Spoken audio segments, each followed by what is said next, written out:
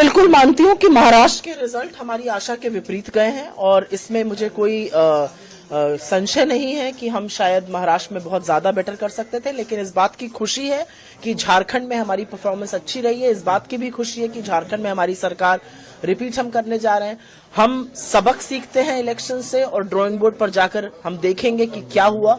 महाराष्ट्र का इलेक्शन बिल्कुल डिसअपॉइंटिंग है, लेकिन झारखंड एक उम्मीद है और एक आशा है कि अगर मुद्दों पर चुनाव लड़ा जाए तो जीत आपकी जरूर होती है, सरकार रिपीट होती है। देखिए, ईवीएम पर विस्तृत चर्चा होनी चाहिए, व्यापक चर्चा होनी चाहिए, लेकिन वो दिन आज का दिन नहीं है। मुझे ऐसा लगता है कि एक चुनाव का परिणाम अच्छा नहीं आया है, हमारे लिए बहुत बड़ा सबक है इसमें, ये डिसअपॉइंटिंग है।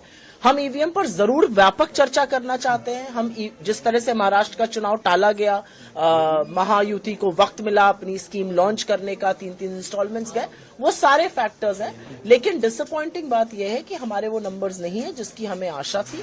महाराष्ट्र एक अच्छी स्टेट थी, मुझे लगा हमारा अच्छा कैंपेन था, लेकिन शायद जनता हमसे और भी ज्यादा एक्सपेक्ट करती है और हम उनकी उम्मीद पर जरूर खरे उतरेंगे, जैसे कि हम झारखंड में खरे उतरे हैं।